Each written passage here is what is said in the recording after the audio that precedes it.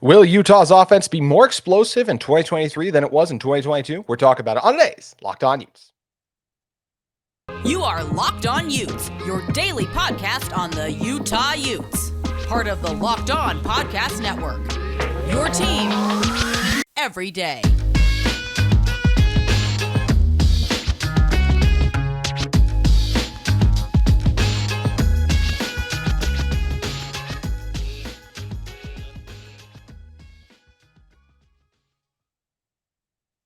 Hello, everyone, and thank you for making Locked On Utes your first listen every single day. We are available on all platforms, including YouTube. Speaking of YouTube, I want to thank all of you who continue to subscribe and support our show. We're at 930 subscribers, so continue to turn closer and closer to that 1,000 subscriber goal. Appreciate your guys' support. You guys can follow the show at Locked On Utes on Twitter, or you can follow my personal handle at JT Wistrcill on Twitter. My name is JT Wister, former intern inside the University of Utah Athletic Department. On today's show, we're talking about the explosiveness of the Utah offense. There was a lot of questions about it last offseason going into fall camp. There was a lot of excitement of what this offense could be. We saw glimpses of it. So now we look forward to the future. We want to know if this is going to be even more explosive this year. And in order to help us answer that question, it's friend of the show and UteZone contributor Dante Guardi. And Dante, I think this offense will be more explosive in 2023. And I think the reason I say that is now the one thing I'll say that gives me a little trepidation when I say that is just Cam's overall health and everything. Like, yes, we are optimistic he'll be back in time for the first game, but he's coming off rehab, not practice time. So there's all of that. That's the only thing that gives me pause. But in terms of the weapons, I mean, we look at the main pass catchers last year, and yes, Dalton's gone. A guy named Brant Keithy coming in, he's pretty good, getting him back and healthy and up to speed. Devon coming back. He was his team's number one receiver. He's going to be that guy again. We know Money Parks really emerged late in the season. We know he's still going to be there and be a huge contributor. And then you got Emery Simmons who's coming over. He had 400 yards for Indiana last year too. So I think that you get, and Thomas Yasmin coming back too. So you still have a lethal tight end punch. You replace your biggest loss in the pass catching department, that being Dalton Kincaid gone, swap him out with Brant Keithy, as we said. And then you look at the receivers on the outside, Devon back another year. I expect him to be better. I expect Money Parks to be better. And Mekhi Cope is still a guy I think that's going to come out and make a few more plays even, and Emery Simmons. And there's even some fun young guys we'll talk about kind of in the next segment that we think could add some things too. But I think this offense is definitely going to be more explosive in 2023. Yeah, I think Mekhi Cope's a player that's really interesting to look at. I'm not exactly sure what his actual target share was, but it felt like when he was actually getting the snaps, like he was kind of demanding the ball, and Cam was giving him a good amount of opportunities. Like that UCLA game, I think he had a few targets there and converted a couple of first downs for Utah that kind of kept them in the game. Obviously, didn't end up winning, but he definitely did his part and showed off some good traits early on. And as far as the rest of the weapons go, I mean, the sky's the limit. I mean, we've seen what Brandt's been able to do in this offense since 2018. He's been a factor year in and year out, churning out yards after the catch, doing everything that Andy Ludwig wants him to do. And he has a really good rapport with Cam Rising. Obviously, we saw what they did in 2021. He was the leading receiver on the team, had a beautiful catch against Oregon, that one when he ran over two guys, big momentum changing play. So, I mean, this is a guy that's made so many plays for Utah throughout the course of his career, and getting him back for another year is just so spectacular. And then obviously Cam, the injury is going to be a problem maybe more towards the early parts of the year, but I think once he gets right, I mean, this offense is going to be so tough to stop. So many weapons, and the familiarity too. Obviously, getting Andy Ludwig back is huge as well, and just the overall familiarity. Like I said, Cam's played with Brant before. Cam's played with Devon before. Cam has run an Andy Ludwig offense before. The familiarity is all there, and there really is no reason for Utah to regress offensively. And then you also look at Zip Simmons. He had 400 yards at Indiana last year. Yeah. Indiana had like the worst quarterback situation in the Power Five, arguably the worst quarterback situation in the Power Five. They were switching guys out week in, week out. Utah's former third stringer, we all know Jack Tuttle, he was throwing the football a little bit. So, I mean, they were just all over the place. So, I mean, you can only expect that 400-yard number to go up. And like you said, Money Parks had that big touchdown against USC, had a plethora of other big moments throughout the year, just big momentum changing plays. And you got to expect that he's going to kind of work on his game and just become a more all around receiver in order to just get more targets and add more to this offense, which already has so many great weapons and so much potential to it. Yeah, the longer you work with a group of people, you're going to become better at what you do. Any team that spends more time together is going to get better. They'll grow their chemistry, all of those things. And that's what makes this team so great is we know it's why keeping Andy Ludwig was so crucial. The relationship he has with Cam Rising, something you were touching on too, the familiarity he has there. You talked about too, Brant Keithy, just the numbers he's put up. I remember going into last season, I predicted Dalton to lead this team in receiving yards.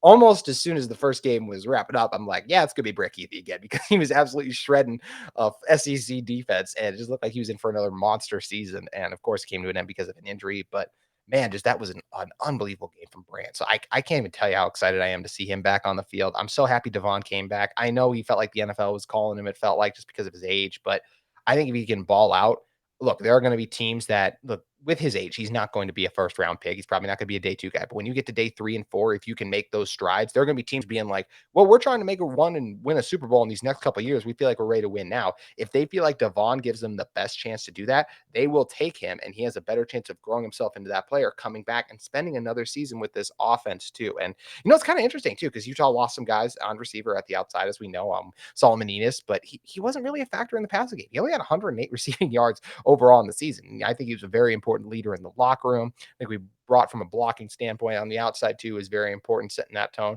Got to block if you want to get the rock, everyone always says, right? And then if you also look at a guy too in Jalen Dixon, I think he was important, but once again, like Money Parks, Emery Simmons, like all these guys back, I feel like we'll be able to replace them. And yeah, Cam's health is the thing that's up in the air, really, but you got to feel good about the weapons Utah has on the outside and the guy getting on the ball.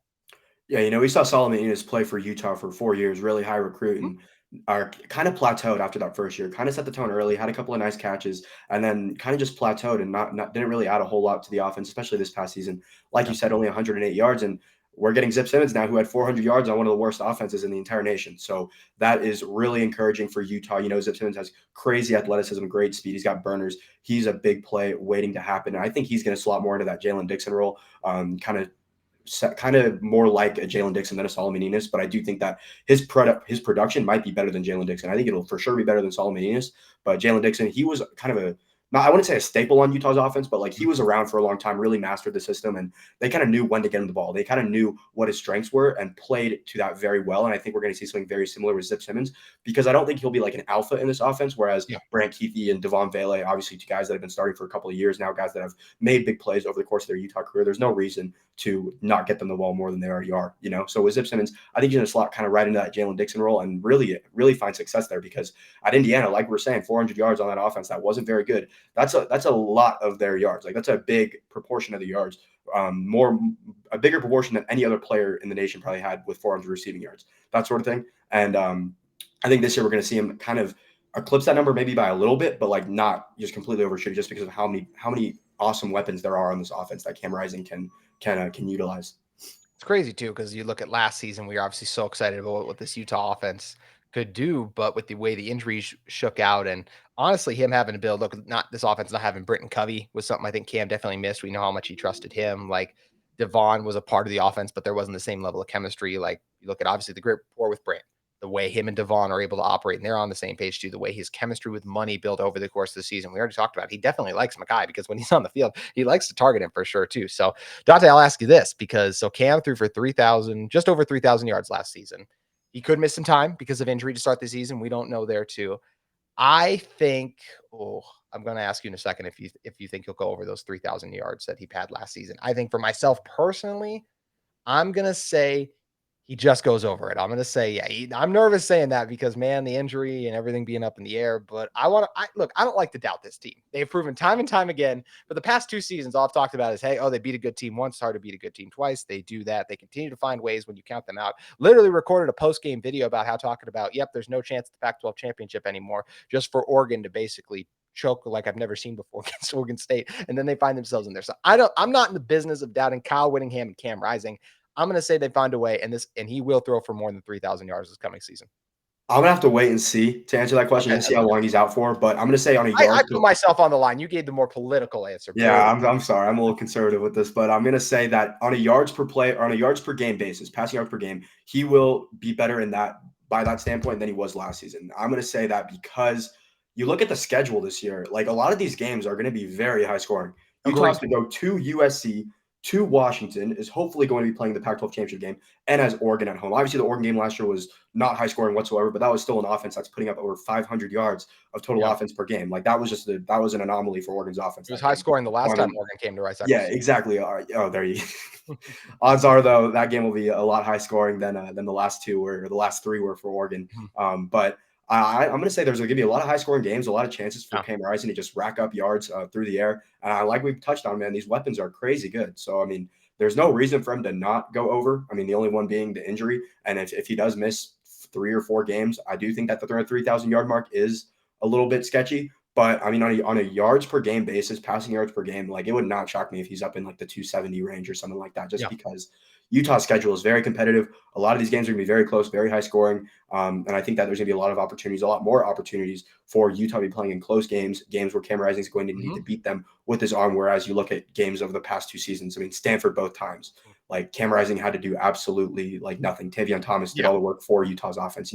I don't think there's going to be as many games like that this year as there have been in years past. And because of that, Cam Rising is going to have to be throwing the football a lot more. And with these weapons, I think he's going to find a lot of success doing it. And on a yards per game basis, he will definitely outpace what he did last season.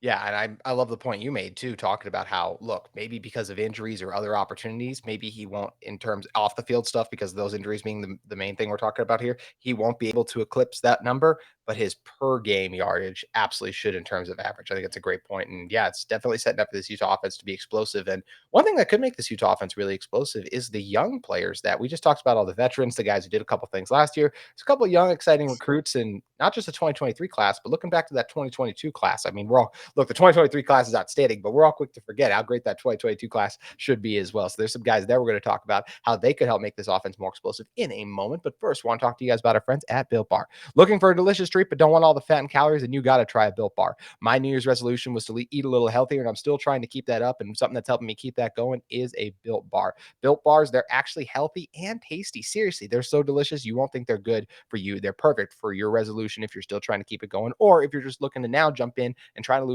shed a little bit of pounds. What makes Built Bar so good? Well, for starters, they're covered in 100% real chocolate. That's right, real chocolate. And they come in unbelievably great flavors like churro, peanut butter brownie, and coconut almond. I'm not sure how Built does it, but these bars taste like candy bars while maintaining amazing macros. And what's even better, they're healthy, only 130 calories and 4 grams of sugar with a whopping 17 grams of protein. And now you don't need to wait around to get a box. For years, we've talked about going to built.com and then you have to wait, but you can listen to this podcast literally on your way over to your Smith's or Sam's Club and pick up a box today. That's right. Head to your nearest Smith's or Sam's Club today and grab yourself a box of Built Bars. You can pick up a 4-bar box of cookies and cream, coconut puffs, salted caramel, and brownie batter puffs at your nearest Smith's. If you're close to Sam's Club, run in and grab a 13-bar box with our hit flavors, brownie batter and churro. You guys can thank me later. Make sure you head over to your local Smith's, Sam's Club, or you can still go to built.com to get in on these great deals. Also, want to talk to you guys about our friends at UCCU. Let UCCU make your family's dreams of owning a home come true by making it more affordable. Right now, UCCU is offering a low 7 and 10-year ARMs with rate inflation protection and adjustable rate mortgage, or ARM for short, comes with an initial low rate for 7 or 10 years. After that, it adjusts to a rate that fluctuates based on the market. The big advantage of an ARM is that it comes with an initial rate that's lower than a conventional mortgage. With the lower rate, an ARM gives you more purchase power than a traditional mortgage. In fact, you get up to 10% more house with an adjustable rate mortgage of the same payment as a conventional loan. Plus, an adjustable rate mortgage can make qualifying for a mortgage loan easier for first-time home buyers. To learn more, get an ARM, simply visit uccu.com to select the ARM that works best for you, or stop by any UCCU branch. UCCU, love where you bank. All right, Dante, taking a look at this. We just talked about this. Utah offense has a ton of playmakers that we're really excited about. And about this time last year, we were talking about how Money Parks could be involved, what Makai Cope could maybe do. And look, maybe Makai didn't do as much as I think I projected Makai to do a little bit more. Money definitely outperformed what I projected, or even if he did in terms of stats, just like the plays against USC. That was just something that was so great to watch him go out there and make. There's always surprises on this offense that come up, and we're like, oh, hey, look at him. It's like Thomas Yasmin having the season he just had too, where it's like we were really excited about what he can do at the tight end spot. And I think, look, Mikey Matthews is getting a lot of love. We'll talk about him in a second, but I think a lot of people are forgetting about a guy like Teo Johnson. He is a guy that's got really exciting speed. I think he can do a lot of things too. And Sidney Mabansor as well. I mean, he is just a monster on the outside. And I apologize if I mispronounced his name, but he is, man. I mean, when you talk about the physical profile, 6'5", 200 at the tight end spot, I think he's a guy who, he was a true freshman last year. He spent some time in the weight room. I think when he gets clicking on full cylinders, he's just going to be a nightmare to try and contain on the outside. So I definitely think there's a chance that, as excited as I am about these other guys, I wouldn't be surprised if late in the season these guys have been bought in, working hard. They're in spring ball right now. They're hearing us talk about the other guys first, and we know these guys want to see their teammates succeed. But hey, this is football. They also want to get on the field and make plays. You work really hard at your craft for those opportunities, and I especially think Johnson and Mabasor could get some in 2023. Yeah, two kind of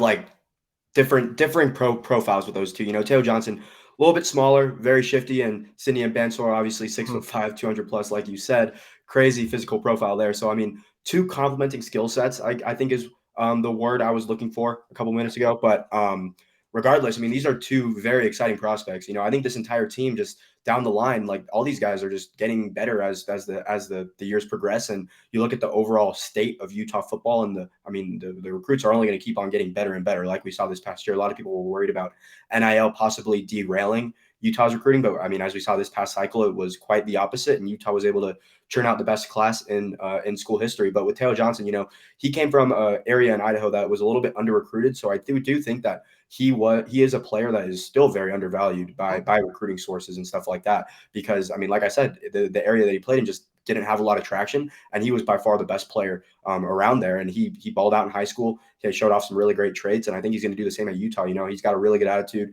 I've seen him on Twitter reaching out to fans, just being really happy to be a Ute, and I think that he's a player that can come on and just work really hard and get some playing time by the end of the year. And obviously, Sydney and Bansor, like you said, maybe a red zone threat. Like you said, that 6'5", 200+ frame is lethal down in the red zone, and that would just give Cam Rising another weapon to utilize and add another dimension to this already prolific offense. You also look at Mikey Matthews. Obviously from this past class, he burned Cormani McLean in the All-American game. Had a really good week at All-American camp. Just positive words left and right. It seemed like every day there was a new thing about Mikey Matthews showing somebody up or just having a tremendous day of practice. So he's going to be one that's really fun to look out for. And he's from my area, Orange County. So I've kind of known who he was for a while because he played for Mission Viejo, which was one of the bigger football schools down in Orange County. They're always really good in the playoffs. And Mikey Matthews was one of the best players on that team, was one of the best players at Mission Viejo over the past few years. And they've had some very good players come through that school. So Mikey Matthews is definitely a player to watch out for. I wouldn't be shocked to see him get playing time towards the end of the year as well. I mean, so many different weapons on this team, and it's going to be interesting to see who does emerge, because it could be Mikey, it could be Teo Johnson, it could be Sidney and Bansor, it could be somebody else that we're not even talking about, So I think it's going to be really interesting to see who emerges, and he's kind of able to have kind of that Money Parks essence to them in terms of just making big plays. And it's just like teams lose track of this guy and he'll make you pay, like we saw Money Parks do a plethora of times over the course of last season. USC knows him better than anyone else in the conference pretty much. And there's some other teams that don't even know he probably exists, which is crazy when you look at it like that. But that's just how it goes when you're young. You go in there and you try to make as many big plays as you can and build off that. Money Parks did a tremendous job of doing that last year, and it's going to be exciting to see who can do it this year. I wouldn't be surprised at all either if when we first get our chance to talk to the coaches come spring ball, if any of these guys are the standout. Not at all. I'd almost be surprised if Mikey Matthews and if we're just keeping it on the 2023 class, Spencer Fotto, I'd almost be surprised if their names they'll be asked about them specifically. I'd almost be surprised if it's just like, oh, who stands out? Well, I can just already see Coach Witt do it as coach talk, like Mikey Matthews guy, really explosive, like just talking positively about him. And then Teo and Sydney as well, talk about guys who've just bought into the system. And we talked about what Brant Keithy's accomplished and how excited we are. There's no question of who has a higher physical ceiling or who's a better athlete in terms of 40 speed and all those kind of things too. When he gets to his ceiling and his potential, it should be Sydney. Now, is he going to be able to do the little things that Brant does? Is he going to be able to master his craft, run routes as well, be able to get open, plant his foot in the ground, come up with the big catches in the big moments? Those are the things we don't know. But there's a reason Sydney was a higher recruit than Brant was. Now it's about putting all that stuff together. Thankfully, he's got a pretty good tight end coach and Coach Whittingham Jr. to help him figure all that out. So I'm really excited for what this group can do too. And I definitely think, look, these guys are going to be the players we see trotting out there against the Weber State. So they're going to get some game reps late in those games too. But it'd be a lot of fun if late in the season they were pitching in, making some big catches too. So either way, this Utah receiver room feels like it's in a nice spot. And I tell you what, looking forward to the future too. Just even when Cam and a lot of these guys go, if you're telling me next season, we're at this time next year, we're talking about, look, maybe Money or Mackay are still back too in the fold and they're still doing their thing. Obviously Devon's not going to be, Emery will be gone. But if you're talking about we get Nate Johnson, Teo Johnson, Sidney Mabasor, Mikey Matthews, I'm really excited about that speed and that athleticism on the outside. And I think Andy Ludwig would be pretty excited about that too. Yeah, most definitely. I was literally thinking speed kills as you were reading off those names. So speed would definitely kill an offense. We all saw what Nate Johnson did during the limited opportunities he got this year, and we all know about the profiles of Mikey Matthews and some of these other guys that we were just talking about. I mean, the potential for the offense going forward is just through the roof. And like I said, man, with the years going by, the recruiting is just going to keep on getting better and better and better. And I don't think Utah's given us a reason to think any way otherwise. We've seen it since Utah's joined the Pac-12, just slowly but surely rise in the ranks of the recruiting. And now we're in the top 20, which is just crazy to think about. And it's awesome to think about because you look at how well Utah was able to perform with recruiting classes in the 30 to the 40 range, things like that. And now they're finally up with the rest of the elites, the guys that they've been kind of competing with, despite not even being in their world in recruiting. So, I mean, this offense for years to come is going to be prolific. And as long as Andy Ludwig can stay, as long as Witt can just keep doing what he's doing, I mean, the sky's the limit. And there's so many great players, so many great weapons. And I think that another underrated aspect to kind of look at is how much the younger guys are going to be mentored by the older guys. You know, Brent Yes. Keeby's been at Utah since 2018.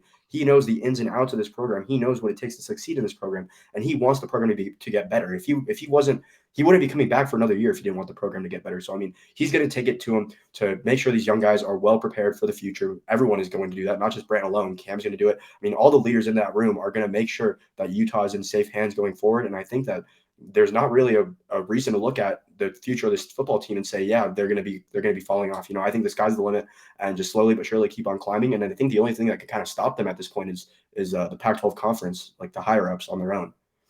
Yeah, I absolutely agree. It's going to be a lot of fun to see what they can go out and accomplish. We're going to talk about what this Utah men's basketball team can accomplish for the rest of the season, because it feels like expectations and kind of the ceiling has been lowered a little bit, unlike it has for those talented Utah receivers we just got done talking about. But we're going to touch on that in a moment. First, I want to talk to you guys about our friends at LinkedIn Talent Solutions. As a small business owner or hiring manager, you know that success in 2023 all depends on the team members you surround yourself with. That's why you have to check out LinkedIn Jobs. With LinkedIn Jobs, you can hire qualified candidates more effectively by matching open roles with people who have the skills, values, and experiences to help you achieve your goals. LinkedIn Jobs helps you quickly attract qualified candidates to your open jobs with targeting tools that go beyond resume data by using insights from your job post company and their 875 million member profiles to put your job up and post it in front of the most qualified candidates. You can identify the most qualified candidates all for free and connect with them fast on LinkedIn Jobs. All those member profiles, there are so many workers out there ready to work. I know I use it to network and interact with some of my friends too. You can keep tabs on them, see what they're doing. LinkedIn Jobs is a great site, and there are tons of talented and people ready to get to work for your company today. LinkedIn Jobs also make it easy to screen and rate applicants based on their job qualifications, all on one platform. These reasons and many more are all why LinkedIn Jobs is rated #1 in delivering quality hires versus leading competitors. LinkedIn Jobs helps you find the qualified candidates you want to talk to faster. Post your job for free at linkedin.com/lockedoncollege. That's linkedin.com/lockedoncollege. Post your job for free. Terms and conditions may apply. So, Dante, looking at the Utah men's basketball team, things have took a tumble a little bit for this Utah team over their last 6 games. They're 2-4 overall, but look, they're entering a tougher part of their schedule overall on the season. It was great to get a win against Colorado, but I mean, we knew it was kind of going to be against Arizona, right? We got them once. I don't think the players were very happy with that, obviously. And there was a lot of comments and things made about the Kristoviak thing. I think that was a lot of crap. Weird comment, by the That was way. Really that was odd comment. yeah, that was weird. Hey, we saw with Georgia though the way some programs use propaganda to find ways to motivate themselves and all kind of things like Yeah. that. So Obviously it worked too. So hats yeah, off to Arizona, definitely. I guess. So yeah, Arizona took us to the woodshed, and then tough loss against Arizona State. And the toughest loss though wasn't just on the court, the score. It was losing Raleigh Wooster too. This is the point in the season where the injuries just really starting to pile up for this team. Gabe Madsen, of course, hasn't been out there as of late. Losing Raleigh, we don't know how long he's going to be out for. We should get some clarification on that soon, but just a really tough time for this Utah basketball program right now to have these injuries kind of starting to pile up. And look, they've been I think they're 5 right now. They were 4. They were even higher for a lot of the season. But with the way the schedule worked out, they were lucky to avoid the Arizona schools overall. This is the second time they had to play Arizona, but this was their first matchup with Arizona State. They've only had to play UCLA and USC. This is the second time they're going to play them this week, so late in the season. So yeah, their record's going to get hurt a little bit. Look, maybe they can. Hopefully, they steal the USC game. Good, asking a lot to beat UCLA at home. We'll see if they can do it. But either way, I think we all forget because we got excited about the potential of an NCAA tournament bid, which is something we haven't seen obviously in a couple of years now. We all forgot that, like, hey, this is a team that won 11 games last year. Hey, they only won 1 game in January. Like, this is still a really successful step up in the right direction for this program. And it shows when Coach Smith gets his guys in there and gets them in the system too, what they're capable of doing. And I'm still really excited about the future of Utah basketball, which I think has been lost on a lot of people just because, like, hey, at first we weren't talking about NIT at first, but I think if at the start of the year you were talking about hosting NIT games, I think people would have been really excited by that proposition just because of where we were last season. But it's hard whenever you get in the middle of the season, you beat a team like Arizona at home, a top 5 team on your own court. Like, then it becomes, oh, expectations shoot up high. But like, we shouldn't get lost that, like, I think if a lot of people told us this season for Utah basketball, like how it would shape out, like we would all be like, yeah, that's awesome. It's still really great. That's just like with Utah football. Everyone was bummed out because look, we had a couple of tough losses. At the end of the day, we were still Pac-12 champs, which is pretty sweet. Yeah, most definitely, most definitely. I think we're going to go back to Gabe's injury and how that kind of just impacted the trajectory of the season. I think you look at the Stanford game. Obviously, Utah losing to Stanford at home was a loss that nobody really expected, especially given Utah had already beaten them at the farm, or I mean, at Stanford earlier this year. Yeah. So I mean, things were looking really good up to that point, and then like you lose your best 3-point shooter, and then Stanford, who's one of the least inefficient offenses in the Pac-12, or maybe even the worst, like just based off the eye test. I'm not sure what the actual numbers are, but like that team is not good, and they were shooting lights out against Utah in a game where they needed their best 3-point shooter, and Gabe Madsen obviously just was hurt, and that was kind of the first one where I was kind of like, dang, these injuries are really piling up. And now obviously with Raleigh too, I mean, just kind of a tough scene at the end of the year, kind of like just the worst possible thing to happen at the worst possible time. And I think Utah fans were already kind of dreading this part of the schedule, kind Yeah. of looking ahead and seeing at Arizona, at ASU, USC, UCLA, and then at Colorado, which obviously Colorado is not on the level of those other teams, but like at Colorado, that's Still not good. an easy place to win. You know, Oregon, up until I think 2 years ago, hadn't won a game in Colorado on a basketball game in Colorado in the entirety of the program. So I mean, teams don't win a lot of basketball games at Colorado, and regardless of how good or bad the team is, it's still a tough place to play. It would be great. It would be great if Utah was able to win that game and the USC game and the season 2-2. I think that would kind of lock up an NIT bid, or end the season, or yeah, 2-1 actually. That'd be Sure. nice. Yeah, 2-1 would be really nice. And I think at that point, an NIT bid would kind of be locked up, and then you got to look at the Pac-12 tournament. I have an interesting question actually. Would you rather see Utah be the 5 or 6 seed or the 3 or 4 seed in the tournament? Because I think I'd rather see him as the 5 or 6 seed to pick up an extra win to add to the resume. Yeah, I think yeah, I think yeah, being the 3 I mean, but if you get up to 3, that's definitely as it feels like you're in a nice position to add that early on win, Yeah. so Utah I did think that if a I couple of could, years ago. Utah what's did that that? a couple of years ago though, and lost to Oregon, who was the 6 You're seed. right. You're So right. that's that. After that happened, I was kind of like, yeah, just give us the 6 seed and give us that extra win, and then maybe we'll get. I think it adds momentum too. You get that win That's on the true. first day, it adds momentum, stuff like that. You've already played a game on a neutral court, whereas the other team hasn't. I don't know. I think you get a lot more benefits out of being the 5 or the 6 over the 3 or the 4, especially this year in the Pac-12 when it's like Yeah. you need a quality win. You know, I mean, even being like someone like that, I mean, you need a quality win. You need to get far in this tournament. You need to knock off a Arizona or UCLA if you're Utah and you want to get into the NCAA tournament. So I think you just need as many wins as possible, as many opportunities to just get a win and just show people what you're all about. I mean, all these games are televised. So, I mean, people are going to be watching the Pac-12 tournament, and Utah could definitely make a splash at the Pac-12 tournament if they really do want to find their way, making the big dance. You're right. I think in terms of getting that extra earlier, and that's where it might help to be 5 and 6. But there's something still about just look, getting the highest seed you can, Yeah. like trusting, like, hey, like if we should, when you're the 3 seed, you're supposed to win, especially if we can get the guys healthy. But Yeah, me look, if those too. guys aren't healthy and back, maybe that's where it would be better to be a lower seed and at least get one of those wins in. As much as I hate to say it, I hate like wanting to be a lower seed, but dang it, Dante, Yeah. you make good points. That's why we always enjoy having you on here too. So it's gonna be Appreciate interesting to see that. how the rest of the season for Utah basketball plays out. If you guys want to get more of Dante's great work, you guys can follow him at Twitter. It's at Dante Guardi, or you can check him out on UteZone where he's constantly putting in contributions and writing about a few different stuff. Also, if you guys are in the market for a second listen every day, we recommend you check out the Locked On College Basketball podcast, Locked On College Basketball, where they get some of the biggest names, experts, insiders, and players and coaches in the college basketball landscape. So make sure you guys head over to the Locked On College Basketball podcast, available on YouTube or wherever you get your podcast. Appreciate Dante as always for joining us. That's going to do it for today's edition of the Locked On Utes, but we'll see you tomorrow.